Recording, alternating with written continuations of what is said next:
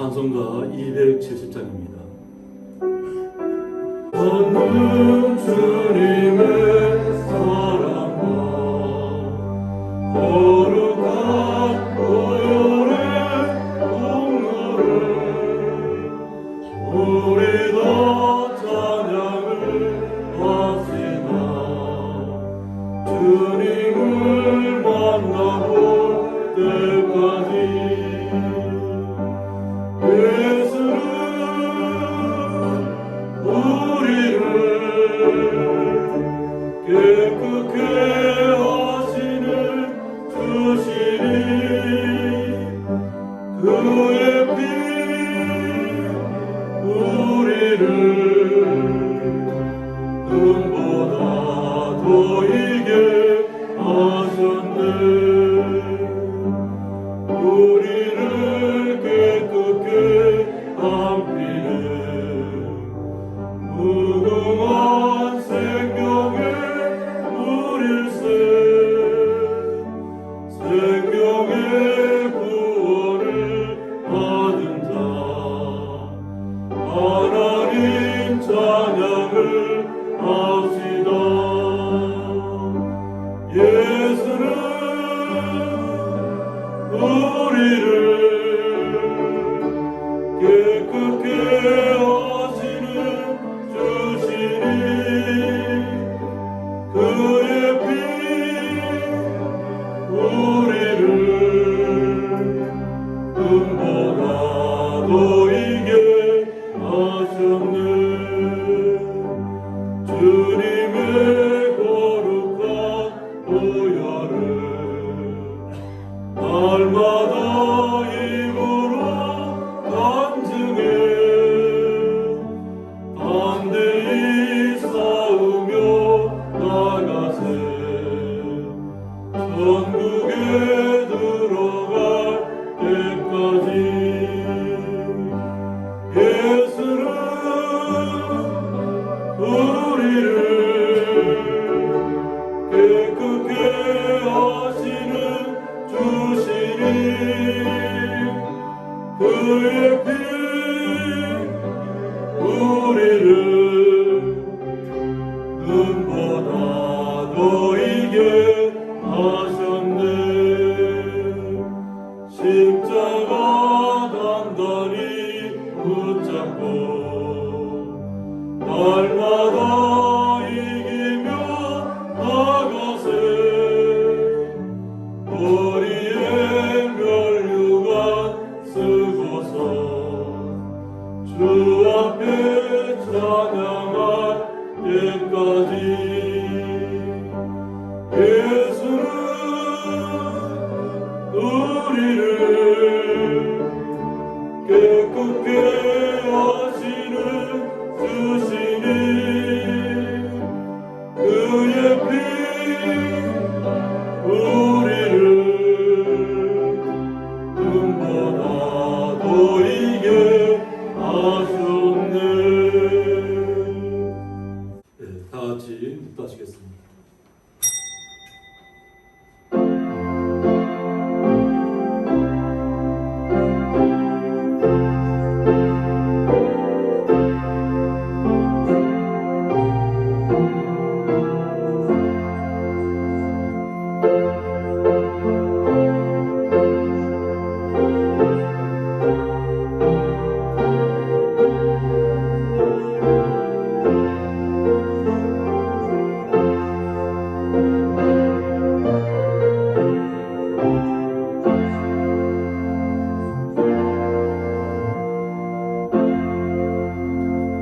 기쁨으로 여호와를 섬기며 노래하면서 그의 앞에 나아갈지어다.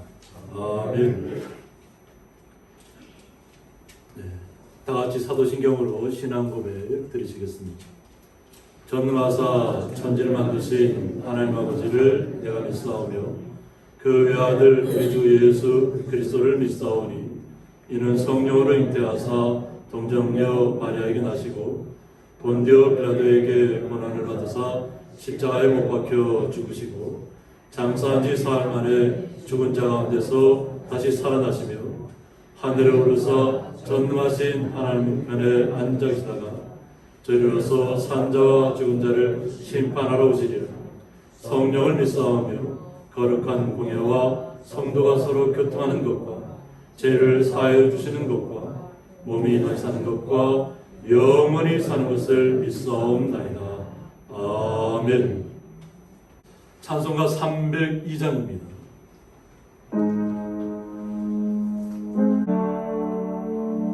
내 주 하나님 넓고 큰 은혜는 저 큰 바다보다 깊다. 너고 단주를 흘러 깊은 대로 저 한가운데 가보라. 언덕을 떠나서 창가에 뱉기와 내 주 예수 은혜의 바다로 내 맘 거쳐가라. 왜 너 인생은 언제나 거기서 저 큰 바다 물결 보고 금이 모르는 깊은 바닷속을 한번 헤아려 안 보나. 언덕을 떠나서 창가에 뱉기와 내 주 예수 은혜의 바다로 내 맘 거쳐가라. 많은 사람이 얕은 물가에서 저 큰 바다 가려다가 살싹거리는 작은 바다 보고 마음 약하여 못 가네. 언덕을 떠나서 창가에 뱉기와 내 주 예수 은혜의 바다로 내 맘 거쳐가라. 자복하거라 이제고 가거라. 저 큰 은혜 바다 향해 자본 내 너를 저 깊은 대로 알아 망망한 바다로. 언덕을 떠나서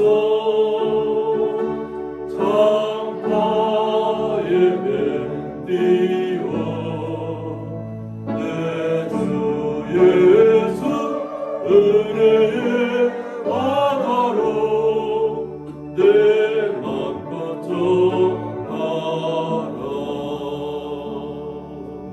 교동문 22번 시편 37편입니다. 악을 행하는 자들 때문에 불평하지 말며 불의를 행하는 자들을 시기하지 말지어다. 그들은 그와 같이 높은 계획을 다할 것이며 푸른 새와 같이 인자할 것이리로다. 여호와를 의뢰하고 선을 행하라. 땅에 머무는 동안 그의 성실을 먹을 거리로 삼을지어다. 또 여호와를 기뻐하라. 그가 내 마음의 소원을 내게 이루어 주시리로다. 내 길을 여호와께 맡기라. 그를 의지하면 그가 이루시고 내 의를 빛같이 나타내시며 내 목을 정오의 빛같이 하시리로다. 여호와 앞에 잠잠하고 참고 기다리라. 자기들이 영통하며 악한 일을 행는 자들에게 끝까지 말지어다. 함께 읽겠습니다. 분을 그치고 노를 버리며 불평하지 말라. 오히려 악을 만들 뿐이라. 아멘. 저희들 대표해서 김종훈 집사님 기도 인도해 주시겠습니다. 찬송과 영광을 받으시기에 합당하신 하나님 아버지, 녹음이 짙어가고 무더위가 시작되는 7월 둘째 주 주일 예배를 하나님께 드릴 수 있는 은혜를 진심으로 감사드립니다. 수많은 사람들 가운데 저희들을 택하여 구원하여 주시고 사랑하여 주시고 동행하여 주셨지만 주님의 말씀대로 살지 못하고 자신의 의지대로 오만하게 살아온 저희들의 모든 죄 이 시간 다 내려놓고 회개하오니 용서하여 주시고 우리들의 삶 자체가 기도가 되고 예배가 되는 올바른 성도의 삶으로 이끌어 주시옵소서. 하나님 아버지, 러시아의 침략으로 고통받고 있는 우크라이나 국민들을 불쌍히 여겨 주셔서 하루속히 전쟁을 종식시켜 주시옵소서. 이곳 고향에 하나님의 몸된 교회를 세우시고 은혜와 사랑으로 세워주심을 감사드립니다. 기도하옵기는 모든 성도님들이 이웃과 가정을 사랑하며 전도에 힘쓰는 일이 일상이 되게 하여 주시옵소서. 또한 이웃과 성도님들 열심히 돌보시고 설교 준비와 말씀 선포에 온 힘을 모으시는 목사님께 영육이 강건케 하셔서 하나님께서 기뻐하시는 목사님 되게 하여 주시옵소서. 하나님 아버지, 코로나19와 러시아와 우크라이나의 전쟁으로 정치, 경제, 사회 등 모든 분야가 어지럽고 혼란스러운 우리나라입니다. 이 모든 문제가 하나님을 외면한 우리 민족의 죄 때문인 줄 믿습니다. 하나님 아버지, 우리 민족을 불쌍히 여겨주셔서 모든 유정자들과 국민들이 하나님을 두려워하며 잘 섬겨서 전쟁이 없게 하시고 독재 정권 되지 말게 하시고 하나님의 은총으로 다스리는 행복한 우리나라 되게 하여 주시옵소서. 이 시간 질병으로 괴로워하는 하나님들 속히 건강을 회복시켜 주시고 코로나19도 잠재워 주셔서 모든 성도님들이 생활의 자유를 얻고 기쁜 마음으로 주님만 섬기게 하여 주시옵소서. 담임 목사님 말씀 선포하실 때 성령님이 함께 하셔서 모든 성도님들 은혜 충만케 하여 주시고 하나님 중심의 삶이 되도록 축복해 주시옵소서. 우리를 구원하신 예수님의 이름으로 감사기도 드립니다. 아멘.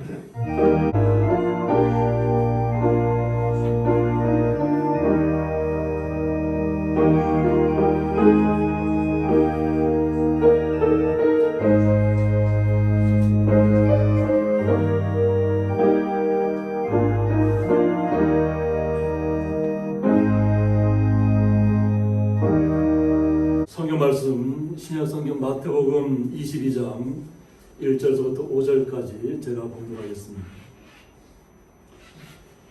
예수께서 다시 비유로 대답하여 이르시되 천국은 마치 자기 아들을 위하여 혼인잔치를 베푼 어떤 임금과 같으니 그 종들을 보내어 그 청한 사람들을 혼인잔치에 오라 하였더니 오기를 싫어하거늘 다시 다른 종들을 보내며 이르되 청한 사람들에게 이르기를 내가 오찬을 준비하되 나의 소와 살찐 짐승을 잡고 모든 것을 갖추었으니 혼인잔치에 오소서 하라 하였더니 그들이 돌아보지도 않고 한 사람은 자기 밭으로 한 사람은 자기 사업하러 가고.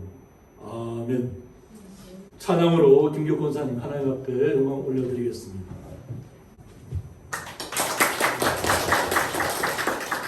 요즘에 제가 바쁘게 돌아다니는데 진짜 꿈만 안 꿔줬지 진짜. 그래서 제가 제 신앙 상태를 바라볼 때 너무 부끄럽더라고요. 그래서 제가 처음에 예수님 영접했을 때 어떤 이 찬양은 정말 많이 힘을 얻었거든요. 그래서 제 신앙이 좀 회복하게 해달라는 정말 고백의 신앙으로 제가 오늘 하나님 앞에 찬양 드리기를 원합니다.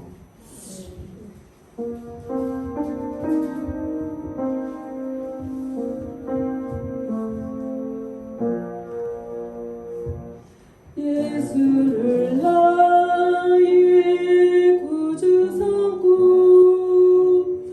성령과 피로써 거듭나니 이 세상에서 내 영혼이 하늘의 영광 누리도다.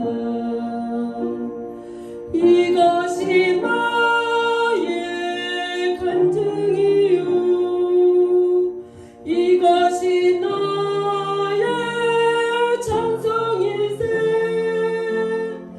나 사는 동안 끊임없이 구주를 찬송하리로다.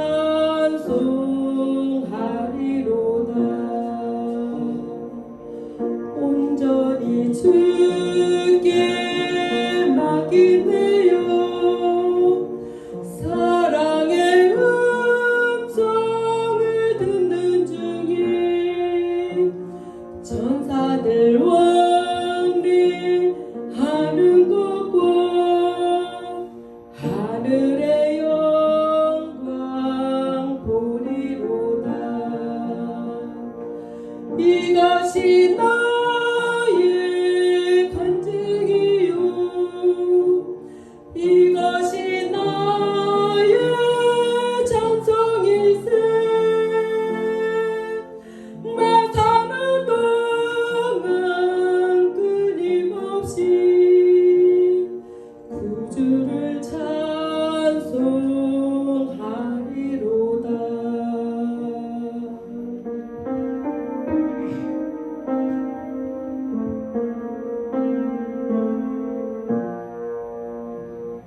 주 안에 기쁨 누림으로 마음의 풍랑이 잔잔하니 세상과 나를 강곳 없고 구속한 주만 보이도다. 이것이 나의 간증이요 이것이 나의 찬송일세. 나 사는 동안 끊임없이 구주를 찬송하리로다. 구주를 찬송하리로다.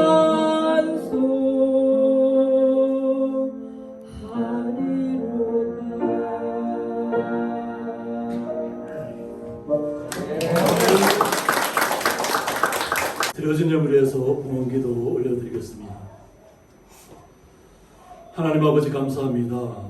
주님께서 저희들을 사랑하여 주셔서 한 주간 동안도 주님의 품 안에 거하게 하여 주셨다가 주님의 날을 맞이해서 주님의 말씀을 사모하며 주님을 찬양하며 주님께 영광 돌리기 위하여 주의 전에 나와 수고하고 땀 흘린 것을 통해서 11조와 각종 감사 예물을 주님 앞에 올려드리는 가운데 있사오니 이 모든 예물들 주님 온전히 흠명하여 주셔서 주님 앞에 기쁨이 되게 하여 주셨고 사랑하는 주의 성도들 마음속에 주님의 놀라운 사랑과 은혜가 임하게 하여 주셔서 마음속에 간절히 바라고 구하는 모든 소원을 응답되어져서 치유받을 자에게는 치유의 능력이 임하게 하여 주셨고 마음에 놀라운 은혜가 임하게 하여 주셔서 모든 일들을 기쁨으로 감당하고 그 어떤 일도 헤쳐나갈 수 있는 지혜를 받은 줄 믿고 날마다 기쁨 가운데 거하기를 원하는 주의 성도들 마음속에 주님의 놀라운 사랑이 임하게 하여 주옵소서. 그 주님의 사랑에 감사하며 예수님의 이름으로 기도드리옵나이다. 아멘.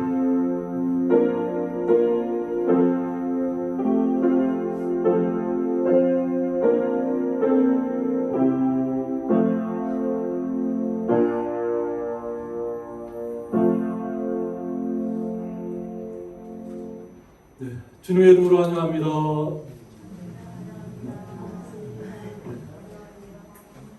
오늘 굉장히 무더운 날씨입니다. 무더운 날씨인데 이렇게 한번 다 같이 한번 우리 손을 한번 펴볼까요? 네. 손을 펴서 한번 가장 세게 한번 내 손 한번 펴보세요. 맞나요? 네. 아플 정도로 우리 해서 오늘 찬양도 이렇게 하나님 뵈면 올린 것 드린 것처럼 하나님의 영광의 박수 한번 올려드리겠습니다.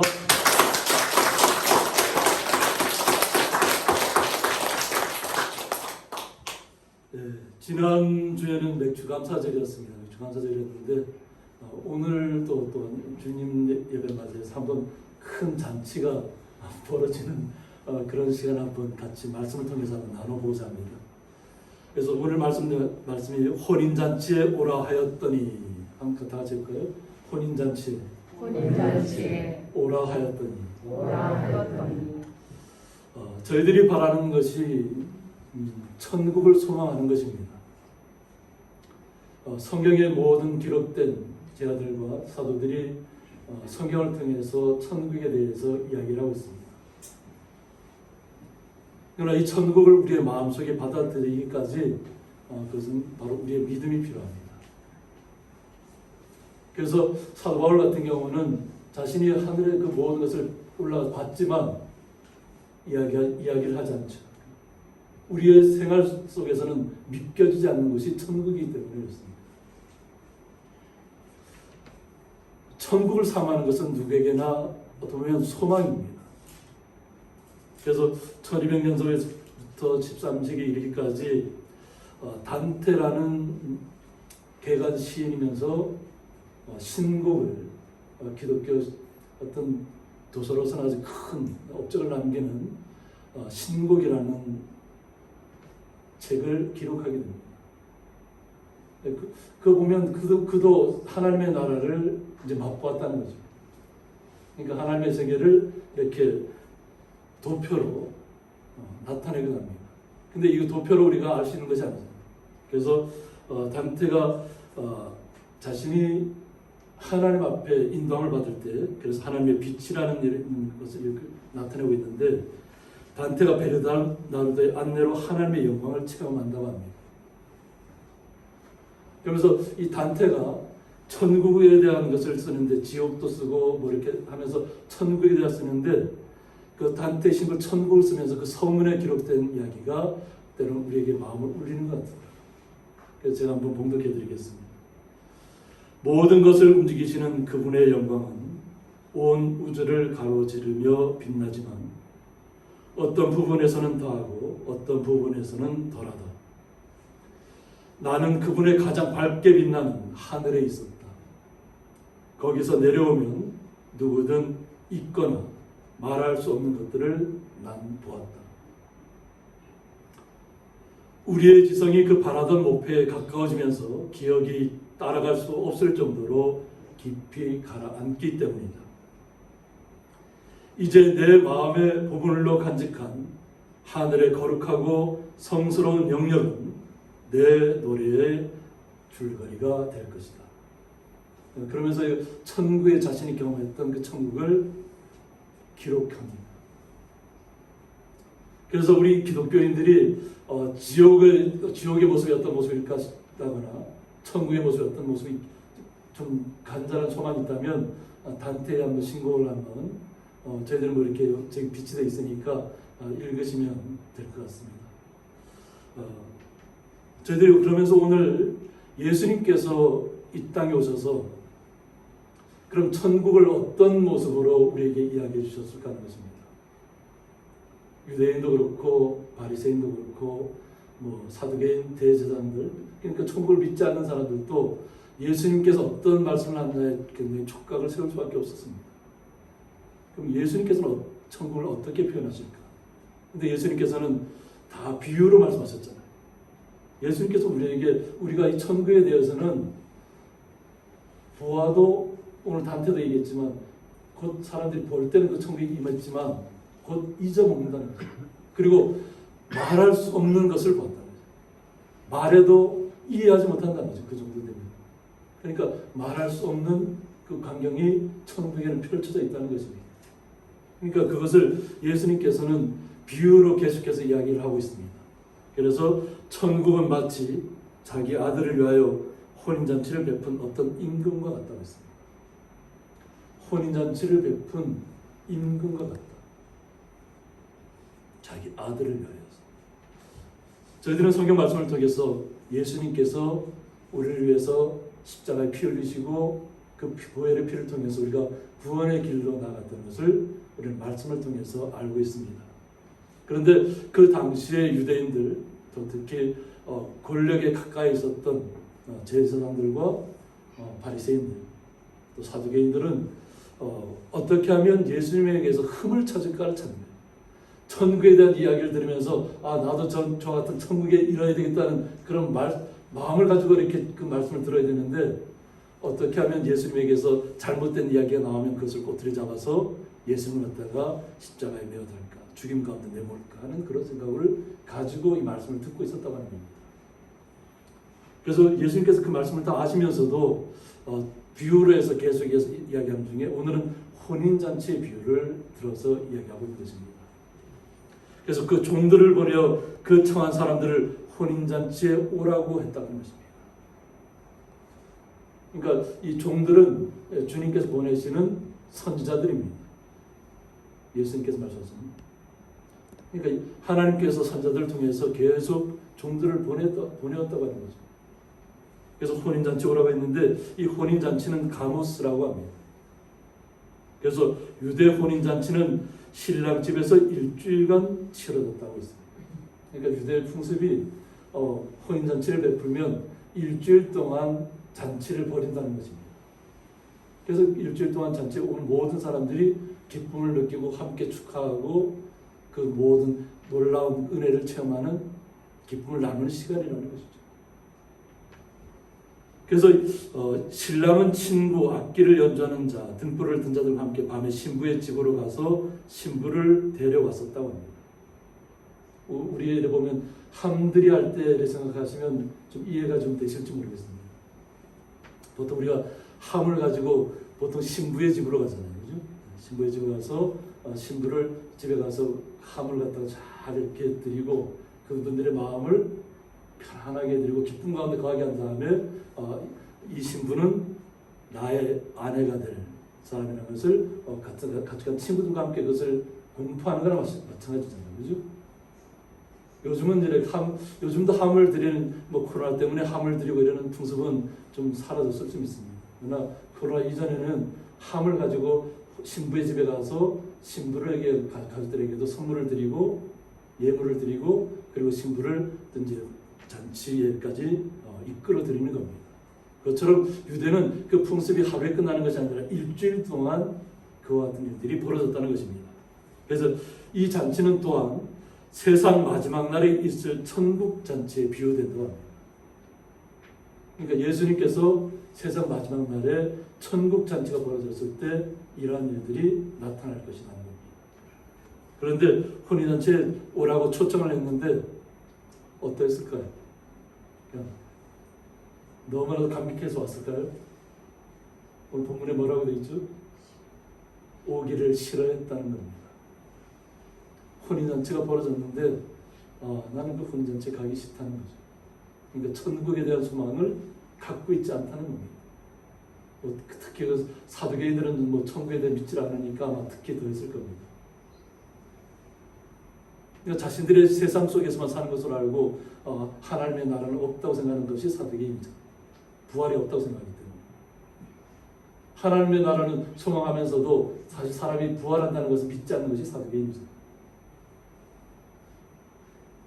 그러다 보니까 거기에 대다수의 권력자들이 사두개인이죠. 그리고 바리새인들은 부활을 믿으면서도 예수님께서 오셔서 자신들을 초청한다고 하는 것은 믿기지가 않는 거죠. 그러니까 오히려 어떻게 좀 틈을 찾을까, 잘못된 이야기를 하는 것이 없을까를 중점적으로 보면서 이 예수님께서 하신 이 혼인잔치 얘기를 듣고 있는 것입니다. 그래서 오기를 싫어했지만 다시 다른 종들을 보냈다고 했습니다. 선자들을 다시 보냈다고 하는 거죠. 그러니까 한 번에 끝나지 않았다는 것이죠. 우리가 역사를 통해서 선자들이 죽임을 당하면서도 자신들이 하나님의 말씀을 선포하잖아요.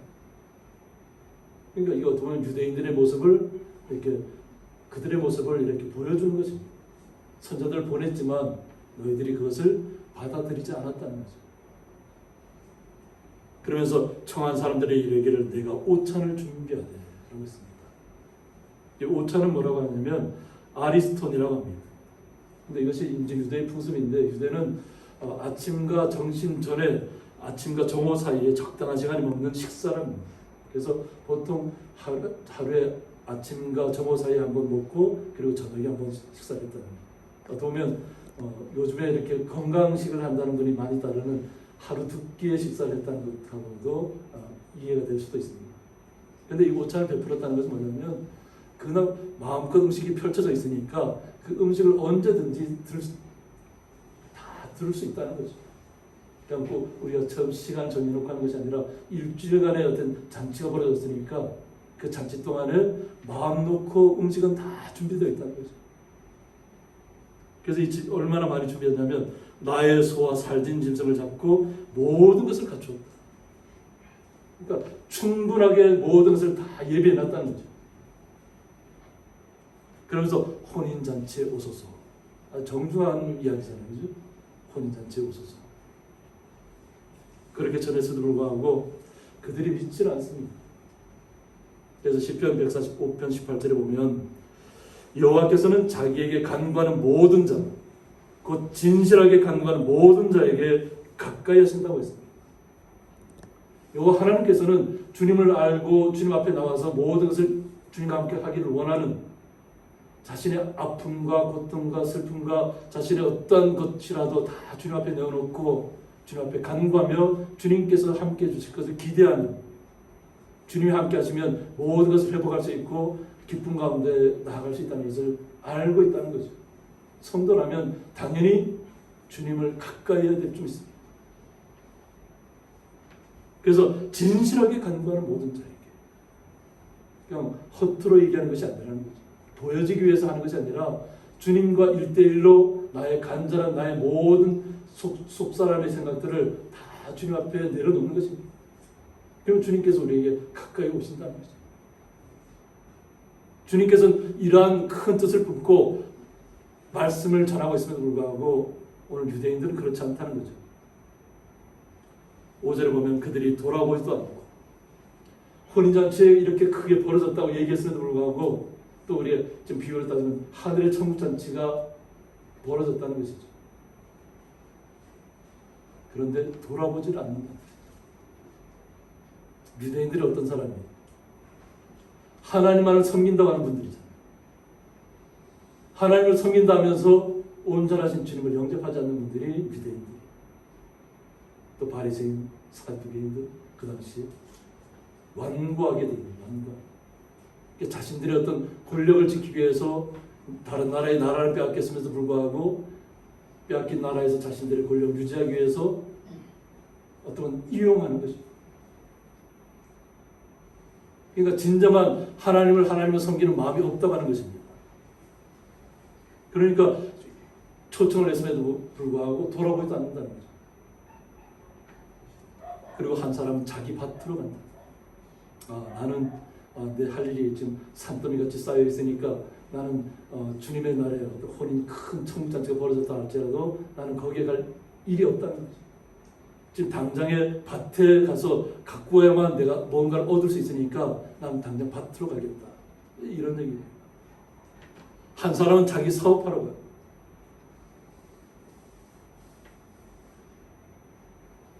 그러니까 자기의 사업을 하기 위해서 그냥 돌아보지 않는다는 거죠. 나는 그냥 내 사업이 부하고 내가 세상 속에서 얻는 이득이 더 중요하다는 것이죠. 제가 아주 예전에 한 번도 이렇게 비유 들은 적이 있습니다. 저희들이 방앗간을 하고 있잖아요. 저희 정원지에서 방앗간을 하고 있는데 손님들이 주일날만 되면 더 많이 오는 거예요. 그래서 처음에는 그때만 해도 믿음의 부모님들이 크게 믿음의 생활이 깊지 않았을 때 직분은 있지만 깊지 않을 때니까 뭐 손님들이 너무 많이 그 당시만 해도 요즘같이 방간이 그냥 사람이 없는 것이 아니라 그냥 사람이 그득했어요. 막 줄을 서서 막 대기할 정도. 그런데 주일날 어머니가 방간에서 일을 하시다가 그 이렇게 줄 있죠? 피대줄이 돌아가는데 거기에 잘못해갖고 이 손가락이 절단이 됐어요. 그래서 어머니가 지금도 손가락이 마디가 없습니다. 그래서 어머니가 그때 아버지하고 의논해서 결단하고 이제 우리는 항상 그 마음에 걸리셨던 거죠. 이거 주일날 이거 사람이 너무 많이 오는데 일을 해야 되나 말아야 되나. 이제 그런 고심하다가 일을 하다 결국 손을 다치게 되니까 그때 결심하고 이제부터는 주일을 철저하게 지키겠습니다. 해서 어떤 일이 있어도 주일날은 문을 열지 않았어요. 그러니까 처음에는 손님들이 약간 없어지겠죠. 그런데 나중에 갔더니까 오히려 주일날은 일을 하지 않는다고 해서 알게 된 분들이 오히려 주일날은 오지 않고 다른 날을 택해서 오고, 그러면서 그 당시에 또 방앗간이 다시 한번 앞으로 전진하는 그런 시간들을 가졌습니다. 이것처럼 주님의 날을 성수한다는 것이 우리에게는 때로는 결단이 필요할 때도 있습니다. 제가 특별히 어떤 명칭은 드리지 않겠지만 미국 남부에 있는 큰 기업이 있습니다. 그 기업은 주일날은 무조건 쉽니다. 그런데 오히려 그 기업이 지금 미국에서 대대적으로 세계적으로 유명한 기업이 되어버렸어요. 항상 쉰다고 합니다. 주일날만 되면 어떤 일이 있어도 자신은 일을 하지 않는다는 거죠. 그러니까 결단이 필요할 때가 있다는 거죠. 그런데 많은 사람들이 눈앞의 것에 연연할 수밖에 없잖아요. 눈앞에 연연해서 이 일을 하지 않으면 나에게 소득이 줄어들까봐 거기에 매일 수밖에 없다고 하는 거죠. 그러니까 혼인잔치, 청국잔치가 벌어졌음에도 불구하고 그 청국잔치에 나는 내일이 더 바빠서 갈 수가 없다고 하는 거예요. 그런데 그러고 나서 또 어떤 일이 벌어지냐면 6절에는 그 남은 자들을 종들을 잡아 모욕하고 죽였다고 했습니다. 그러니까 돌아오지 않고 밭으로 가고 사업하러 가고 하는 것이 끝나는 것이 아니라 와서 선자들을 죽였다고 합니다. 모욕하면서까지. 그러니까 자신들에게는 더 이상 주의 말씀을 갖고 있지 않다는 거죠. 하나님께서 아무리 천국으로 초청을 해도 나는 세상에서 나는 부경화를 누리는 것이 낫다고 하는 거죠. 종들을 죽이기까지 했다. 모욕하면서. 그럴 때 임금이 노하여 군대를 보내었다고 했습니다. 그러니까 하나님께서도 초청은 하지만 받아들이지 않으면 한 번에 끝난 것이 아니죠. 종들을 보내고 또 보내고 또 보내었다는 거죠. 계속 보냈음에도 불구하고 믿지 않고 하나님을 배척하고 하나님을 떠나면 그때는 군대를 보냈습니다. 그래서 그 살인한 자들을 진멸한다고. 종들을 죽였잖아요. 그죠? 보면 이것이 구약시대에 이에는 이, 눈에는 눈, 이런 표현이죠. 하나님께서 응징하신다는 거죠. 내가 보낸 종들을 갖다가 모욕하고 죽였으니까 그 살인한 자들을 진멸시키겠다. 사라지게 만들겠다. 보면 그러한 과정을 통해서 진정한 유대인들이 사두개인이나 바리새인들이 사라졌을지 모릅니다. 그런 일들을 통해서. 지금의 유대인들은 사두개인과 바리새인들의 어떤 모습들을 정확하게 띄지 않고 있습니다. 사라졌다고 하는 거죠. 그리고 그 동네를 불살랐다고 했습니다. 그래서 이 불살랐다는 결국은 이미 예루살렘이 다 파괴되고 이웃 나라에 다 나라를 빼앗기는 그런 결과를 빚게 되는 상황까지도 이 상징적으로 이 말씀 속에 포함되어 있습니다. 하나님을 떠난 민족이 어떻게 되는 것을 이야기하고 있습니다. 그래서 임금님이 8절 보면 이에 종들에게 이르되 혼인잔치는 준비되었으나 청한 사람들은 합당하지 않다고 했습니다. 모든 것을 다 준비해놨다고 했잖아요. 준비해놓고 다 기다리고 있음에도 불구하고 여기에 사람들은 합당하지 않다. 주님을 온전하게 영접하지 않았다. 믿지 않는다는 거죠. 세상적인 것이 더 관심이 있다고 하는 거죠. 그래서 오히려 결단을 해서 한 것이 뭐냐면 내 거리 길에 가서 사람을 만나는 대로 혼인잔치에 청하여 오라고 했습니다. 어떻게 보면 이것이 어느 곳으로도 다 뚫린 길을 얘기합니다. 내 거리 길이라는 것은. 그러니까 어느 곳을 다 나가서 결국은 우리에게까지 복음이 오는 계기가 이 비유에 포함되어 있다고 하는 것이죠. 모든 것으로 다 종들을 다 내어 보냈다는 거죠. 오히려 자신들은 유대인이고 오직 뭐 하나님의 사람이라고 말로만 했던 거칠에만 했던 사람들을 떠나서 그들을 혼인잔치에 초청한 것이 아니라 오히려 외부에 있는 사람들에게 혼인잔치에 초청을 했다고 하는 것입니다. 그래서 10절에 보면 종들이 길에 나가 악한 자나 선한 자나 만나는 대로 모두 데려왔다고 했습니다. 여기에 특별한 이유가 있죠. 악한 자나 선한 자나 모두에게 복음이 전파되었다는 거예요. 모두. 만나는 대로 모두 데려왔다고 했습니다. 이거 하나님의 크신 은혜요 국률의 시간입니다. 그래서 이 혼인잔치에 손님들이 가득했다고 하는 것입니다. 모든 곳에 보내어서 다 가득 이렇게 다 혼인잔치에 다 왔는데 그러면 임금이 이 혼인잔치에 왔으니까 나가봐야 될 거 아니에요. 그죠? 혼인잔치에 온 사람들이 어떤 모습으로 있나 하고 이렇게 나가보는 것입니다.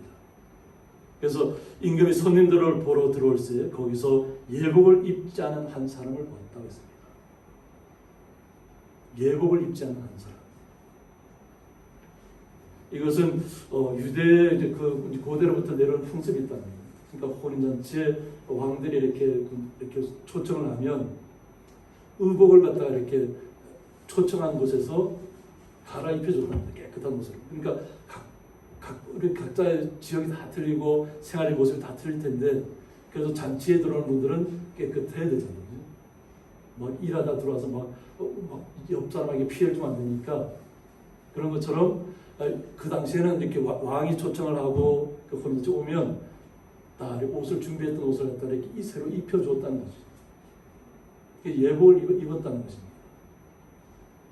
근데 이것이 우리가 신약성서 로마서를 통해서 아는 것처럼 우리는 사도 바울을 통해서 이것이 믿음에 해당합니다. 예복을 입었다는 것은 우리가 믿음으로 주님의 나라에 임한다는 거죠. 믿음을 옷 입었다. 믿음. 그런데 거기에 보니까 예복을 입지 않은 한 사람이 보였다고 하는 거죠. 다 예복을 입혀주잖아요. 그죠? 악한 사람이나 선한 사람을 다 초청해서 주님을 명접하고 나면 그냥 예복을 깨끗한 옷으로 갈아입혀서 믿음의 사람으로 변화되게 하는데 거기에 보니까 예복을 입지 않은 사람이 있다는 거예요. 그래서 묻습니다. 친구요. 친구라고 얘기해요. 어찌하여 예복을 입지 않고 여기 들어왔느냐고 묻습니다. 그런데 그가 아무 답을 못했다는 거예요. 침묵했다. 혼인잔치에 들어오긴 들어왔는데 믿음이 없다는 것이겠죠. 지금 우리 말씀을 통해서 믿지 않는다는, 천국에 대한 것을 믿지 않는 거나 마찬가지죠.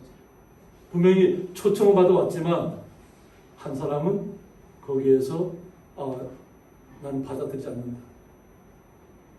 보면 혼인잔치가 벌어지면 그 축하하는 자리에 나가려면 깨끗한 옷을 예복을 입고 나가야 되는데 나는 나의 멋대로 내 마음대로 하겠다. 이거죠. 상관하지 말라.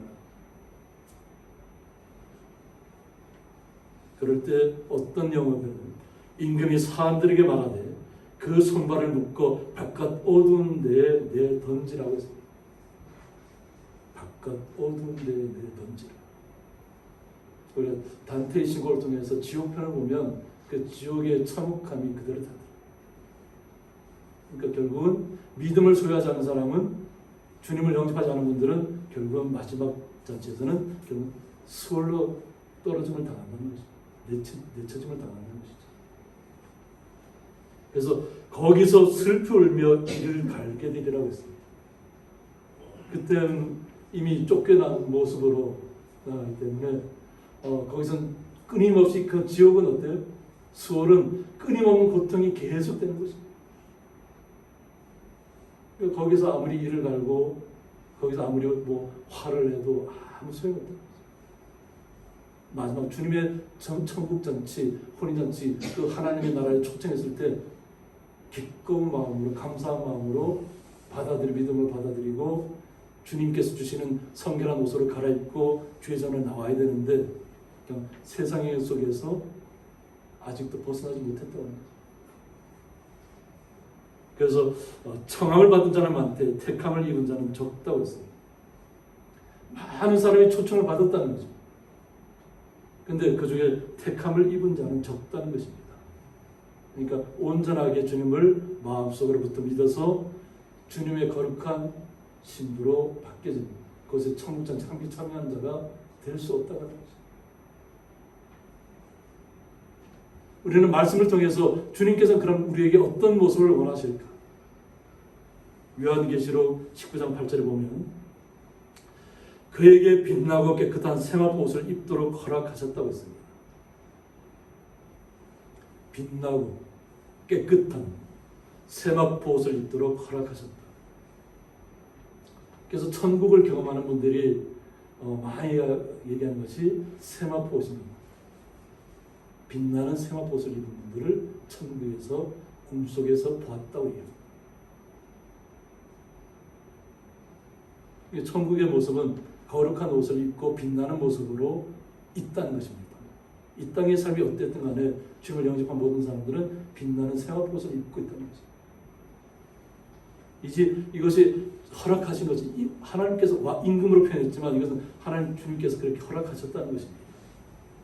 그래서 이 세마포 옷에 대해 나오는데 이 세마포 옷은 성도들의 옳은 행실이라고 얘기합니다.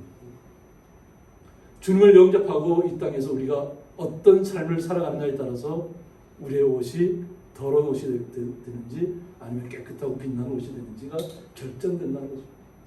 그러니까 우리가 주님을 영접했으면 주님께서 우리를 나 같은 사람도 내 연약한 사람도 제 자신을 보면 어떻게 보면 더럽고 추악했던 모습들이 있어요. 모태신앙에도 그랬던 거죠. 돌아오기까지 저도 쉽지 않은 과정을 거쳤다고 하는 것입니다. 그런데 이것이 주님 앞으로 돌아왔을 때에는 온전하게 주님만을 온전히 섬기면서 주님의 사랑을 마음에 품고 주님께서 우리에게 모습을 깨끗하게 해주는 것처럼 우리 성도의 삶의 모습이 변해야 한다는 것입니다. 이것이 주님께서 우리에게 세마포 옷을 이야기하는 것입니다. 빛나고 깨끗한 세마포. 이것은 바로 우리 성도들의 옳은 행실이라고 하는 것입니다. 그리고 22장 14절을 보면 자기 두루마기를 빠는 자들은 복이 있다고 했습니다. 그러니까 자기가 더러워진 그 당시에 유대인들은 이렇게 보면 가운 같은 옷입니다. 또 광야를 가다 보면 이렇게 목만 해서 이렇게 덮어 씌우는 것처럼 해서 그리고 줄만 허리띠를 이렇게 끈으로 묶습니다. 그런데 많이 더러워질 수 있잖아요. 광야를 걷다 보면. 그러니까 그것을 갖다가 스스로 털고 빨아야 되잖아요. 그런 모습을 통해서 우리의 삶 속에서 혹시라도 나에게 뭐 먼지가 있거나 좀 더럽거나 그렇다면 스스로 빨아야 된다. 그래서 자기 두루마기를 빠는 자들은 복이 있다고 했습니다. 이는 그들이 생명나무에 나간다. 영원한 생명이겠죠. 주님께서 예비하신. 그러니까 우리 스스로가 이 땅에 살아가는 동안에 항상 주님의 이름으로 우리 스스로를 돌아보고 우리를 스스로 정결하게 하고 항상 우리의 믿음을 점검하면서 혹시라도 마음에 흐트러짐이 있다면 다시 한번 정확하게 바로 잡은 후에 주님 앞에 온전히 우리가 이 땅에서 나가야 된다는 거죠. 그것이 우리의 삶 속에서 보여지는 것입니다. 제가 말로만 하지 말라는 얘기가 뭐냐면 우리 성도님들의 삶 속에서 모습 속에서 그것이 다른 사람들에게 비춰진다는 것입니다. 내가 말하지 않아요. 그러면서 문들을 통하여 성에 들어갈 권세를 받으려 한다고 했습니다. 그러니까 보통 이스라엘에는 예루살렘 성을 12문이 있다고 해요. 12문. 그러니까 사방 어디서든지 들어올 수 있도록 된 거죠. 그러니까 어느 곳에 있든지 자신들이 들어갈 문이 있으면 그 문들을 통해서 들어가는 권세를 받아야 한다는 거죠. 주님의 초청을 받아야 된다는 거죠. 그래서 우리가 믿음의 사람이라고 고백할 수 있는 것입니다. 그런데 우리 시편 오늘 145편 19절에 보면 그는 자기를 경외하는 자들의 소원을 이루어 주신다고 했습니다. 주님 앞에 나와서 주님을 우리가 아까 18절에 보면 또 주님을 가까이 해야 된다고 했잖아요. 오늘 경외하는 자들. 그러니까 때로는 주님께서 때로는 주님을 이 모든 세상을 창조하신 분, 때로는 우리의 삶을 주관하시는 두려운 분으로 알면서 때로는 두렵고 떨림으로 주님 앞에 나아가는 것입니다. 혹시 나에게 뭔가 잘못된 일이 있다면 우리가 주님 앞에 그 거룩하신 주님 앞에 두렵고 떨림으로 나아가서 우리의 모든 죄를 벗어버려야 하는 것입니다. 그렇게 주님을 두렵고 떨림으로 주님 앞에 나와서 간절히 구하는 자들에게 주님께 소원을 이루어 주신다는 것입니다. 또 그들의 부르짖음을 들으사 어느 곳에 있든지 우리의 부르짖음을 듣고 있다는 것입니다. 우리가 주님 앞에 간절히 구하는 모든 시간들마다 주님께서 우리의 모든 것을 다 듣고 계시다는 것을 우리 성도의 마음속에 확신을 가지시기 바랍니다. 그것이 육성으로 내어서 하든 내 속마음으로 하든 정말 애끓는 간절한 마음으로 주님 앞에 나가는 그 모든 이야기들은 주님께서 다 듣고 계시다. 그러니까 온전히 주님을 신뢰하시고 주님께서 그 모든 나의 모든 소원을 들어주시고 결국은 뭐예요? 구원이 나에게 임했다. 믿음의 사람들은 이미 구원을 얻었잖아요. 구원을 선물로 받았습니다. 그러니까 주님께서 우리에게 거룩한 예복을 혼인잔치 들어왔을 때 우리의 더러운 옷을 벗기고 깨끗한 예복을 우리에게 입혀주신 것처럼 우리는 믿음의 사람이 되었다는 것입니다. 이스라엘 그 당시에 예수님 말씀을 듣는 유대인들은 오히려 이 말씀을 듣고 오히려 더 주님을 흠집을 잡기 위해서 더 노력했습니다. 안타까운 일이죠. 그러나 우리 성도님들은 온전히 주님을 영접하고 주님께서 나의 모든 것을 씻겨주시고 나를 새롭게 하시고 나의 모든 간절함을 다 듣고 계시다는 것을 이해하셔야 될 줄 믿습니다. 그래야 어떤 상황 속에 떨어지더라도 그 상황을 이겨낼 수 있습니다. 주님께서 나와 함께 한다는 확신이 있어야 될 줄 믿습니다.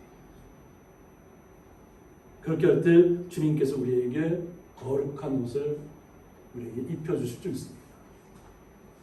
그 거룩한 옷을 입은 분이 이 예수님 당시에 유대인들은 그 주변의 사람들은 예수를 온전히 믿지 않았지만 우리는 온전히 이 말씀을 주의 말씀으로 알아서 우리 주님을 영접한 거룩한 성도라는 것을 잊지 마시기 바랍니다.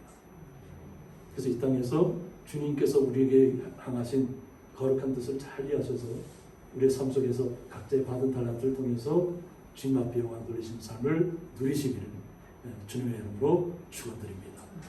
함께 기도하겠습니다. 혼인잔치에 오라 하였더니라는 말씀을 통해서 주님의 말씀을 저희들이 다시 한번 되새김질하였습니다. 저희들의 마음속에서 주의 말씀이 온전히 살아 숨쉬게 하여 주시옵고 주의 말씀이 나의 생명이 되시고 나의 모든 것이 되셔서 나의 머리에서부터 벗겨 발끝까지 주님의 은혜와 사랑이 흘러 넘치게 하여 주셔서 오직 주님 앞에 바라고 원하는 모든 것들을 날마다 얻으며 날마다 기쁨 가운데 걸어갈 수 있는 주의 거룩한 성도들이 되게 하여 주옵소서. 그 주님의 크신 사랑에 감사하며 예수님의 이름으로 기도드리옵나이다. 아멘. 네, 찬송가 445장입니다.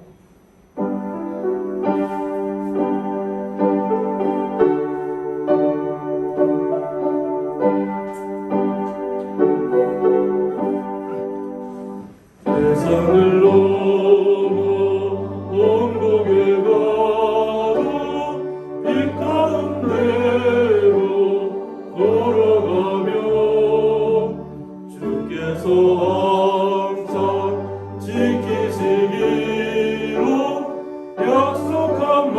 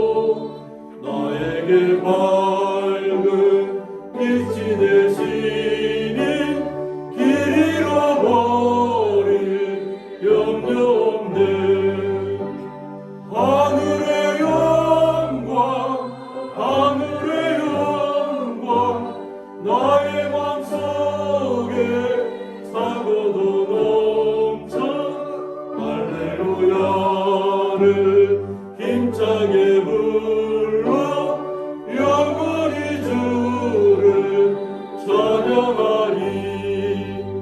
광명한 그빛 마음에 받아 찬란한 천국 바라보고 할렐루야를 힘차게 불러 날마다 빛에 걸어가리. 하늘의 영광 하늘의 영광 나의 맘속에 사고도 넘쳐 할렐루야를 힘차게 불러 영원히 주를 찬양하리. 이제는 주 예수 그리스도의 은혜와 하나님의 사랑과 성령의 감화 교통하심이 혼인잔치에 오라는 말씀을 통해서 유대인들과 같이 완악한 마음으로 주님의 말씀을 받아들이는 것이 아니라 온전히 주님의 말씀을 믿고 함께 기뻐하며 함께 주님께서 입혀주시는 거룩한 예복을 입고 주님의 나라에서 춤추며 뛰어놀며 기뻐 뛰어놀기를 간절히 원하는 주의 거룩한 성도들과 그 가정과 기업 위에 영원토록 함께 있을지어다. 아멘.